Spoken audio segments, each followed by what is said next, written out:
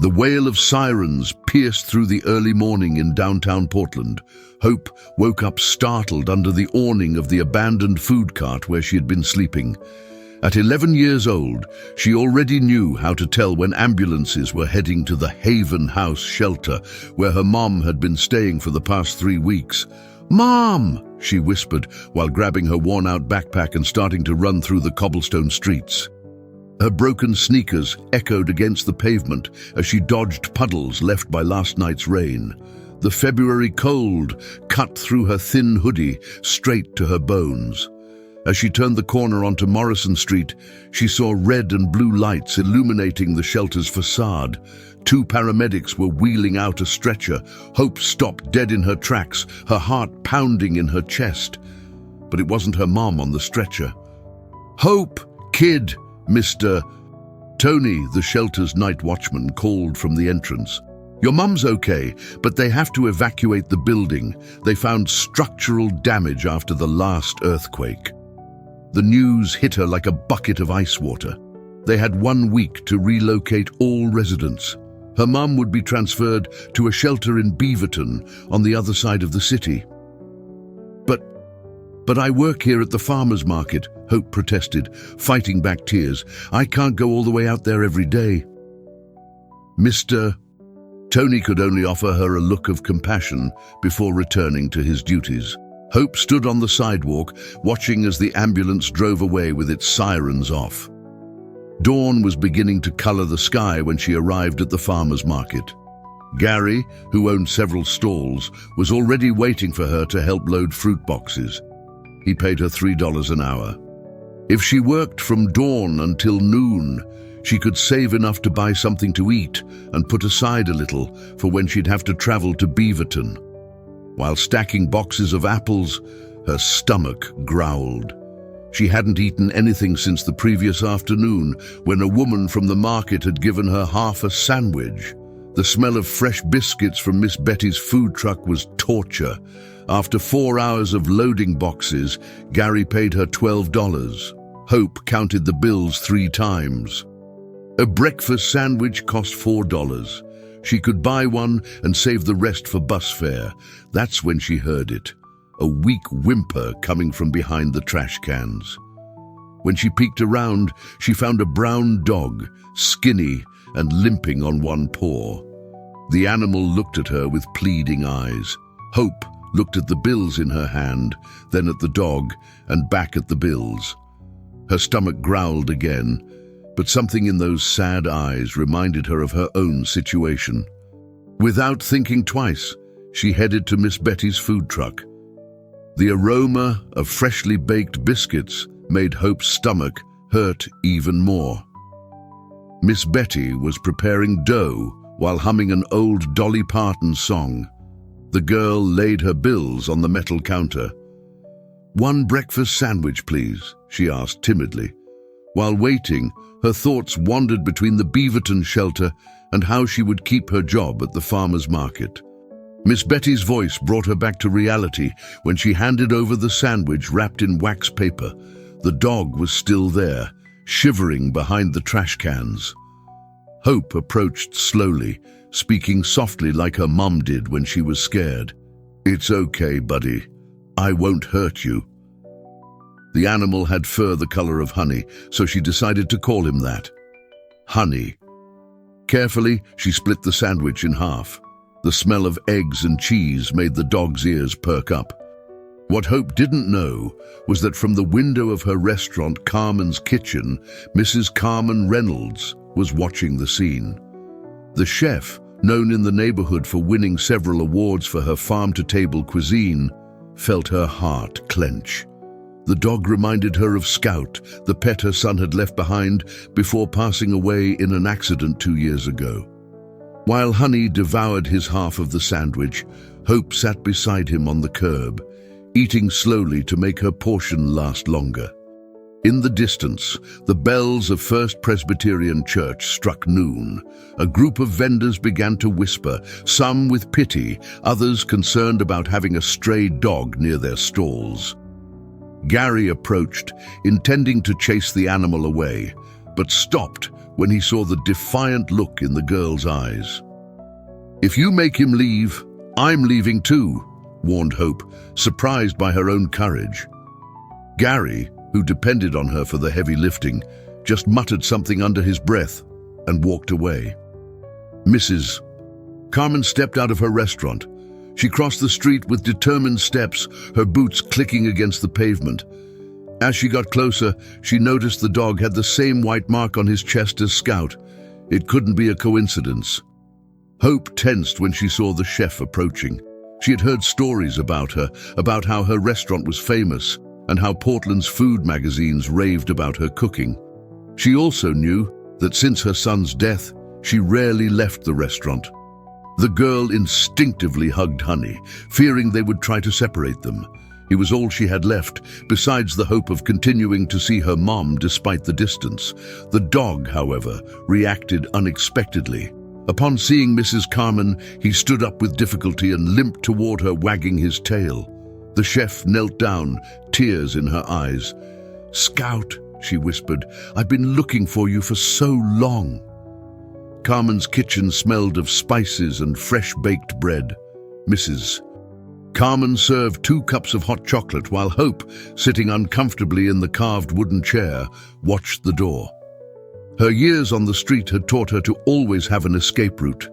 Scout, or Honey, as Hope had named him, was sleeping on a blanket next to the stove after Mrs. Carmen had treated his injured paw. "My Jake lost him 6 months ago," explained the chef, stirring her hot chocolate. "The day of the accident, Scout escaped from the car. I thought I'd lost him too." The girl listened while holding the mug with both hands, absorbing its warmth. It was the first time in weeks she'd been somewhere truly warm. "And your mom?" asked Mrs. Carmen, noticing how Hope tensed at the question. "In the shelter," she responded curtly. "But they're closing it. They're sending her to Beaverton." The silence that followed was interrupted by the sound of pots and pans. Tom, the line cook, was preparing everything for lunch service. "Do you know how to cook?" Mrs. Carmen asked suddenly. Hope shook her head. "But I can learn. At the market I carry boxes, sweep, do whatever needs doing." The chef stood up and walked to the kitchen, gesturing for her to follow. On the prep table were fresh vegetables, herbs, and locally sourced ingredients. "My son wanted to turn this place into a cooking school," she said while grabbing a spare apron, "to help young people who wanted to learn the trade." She held out the apron to Hope. It was white, like the ones real chefs wore. The girl took it with trembling hands. "There's a room above the restaurant," continued Mrs. Carmen. "We used it for storage, but it could be a bedroom. Your mum needs a quiet place to recover when she leaves the shelter." Hope clutched the apron to her chest, holding back tears. It was too good to be true. She had learned that good things usually came with a high price. "What do I have to do?" she asked cautiously. "Learn," replied Mrs. Carmen while turning on the stove. "Learn to cook, to read recipes, to do math, and help me fulfill Jake's dream, turning this place into a space where others can learn too." The aroma of roasting vegetables filled the kitchen. Outside, the first customers were beginning to arrive. Scout stretched and walked over to Hope, leaning against her legs. "So, what do you say?" asked the chef, while handing her a knife and an onion. "Ready for your first lesson?" The local news was broadcasting from Haven House Shelter. The social worker was explaining to the camera about the imminent closure, while Hope and Mrs. Carmen watched from the small kitchen TV. "We need to get your mum today," decided the chef, removing her apron. "Tom, you're in charge." The drive in Mrs. Carmen's old Subaru was quiet. Hope nervously played with the hem of her clean shirt, courtesy of her new mentor. Scout rode in the back seat, as if understanding the importance of the moment. At the shelter, Sarah, Hope's mum, was packing her few belongings in a plastic bag. When she saw her daughter enter with an unfamiliar woman, she immediately became defensive. "Carmen Reynolds," the chef introduced herself. "Your daughter has been helping me at my restaurant." Sarah knew that name. Everyone in downtown Portland knew it. Her eyes, sunken from illness, softened slightly. The full story unfolded within the shelter's peeling walls. The social worker listened attentively as Mrs. Carman explained her proposal. A room for Sarah and Hope, work in the kitchen, and the opportunity to be part of something bigger. "But I need treatment," Sarah murmured, pointing to the medications on her nightstand. "Dr. Thompson's office is 2 blocks from the restaurant," replied Mrs. Carman. "He's a regular customer. I've already spoken with him." The paperwork took 3 hours. Forms, releases, medical follow-up plans.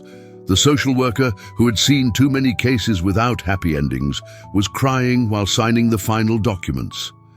Back at Carmen's kitchen, Tom and 2 other kitchen staff had transformed the second-floor storage room.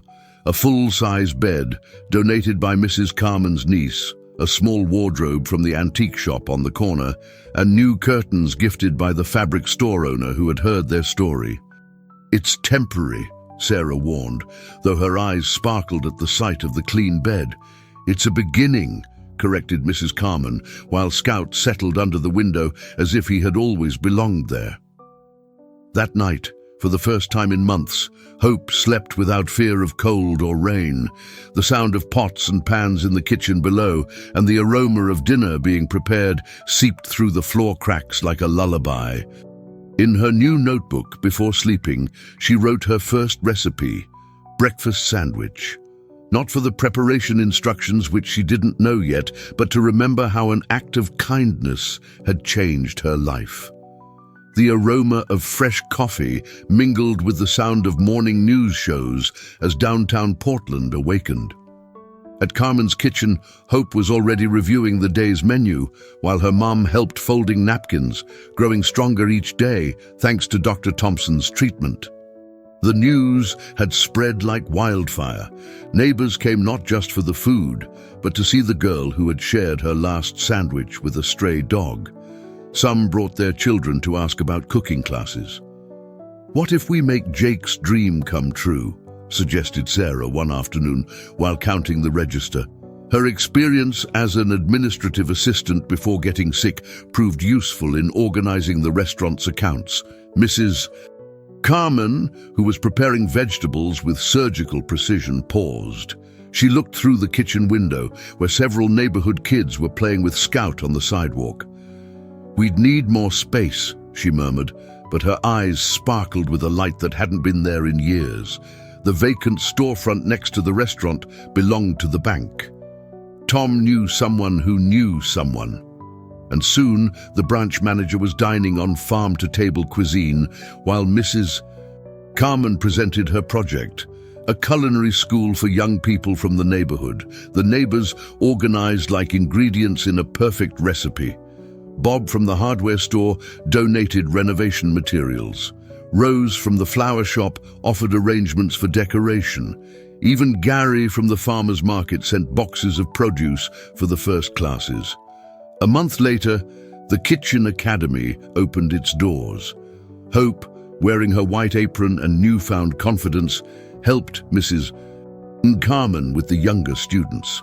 "Cooking," she explained to her peers, "is like life. Sometimes you get difficult ingredients, but you can always create something good with them." Scout, lying by the stove as the official supervisor, wagged his tail every time someone got a recipe right. His heeled paw tapped against the floor to the rhythm of spoons hitting mixing bowls.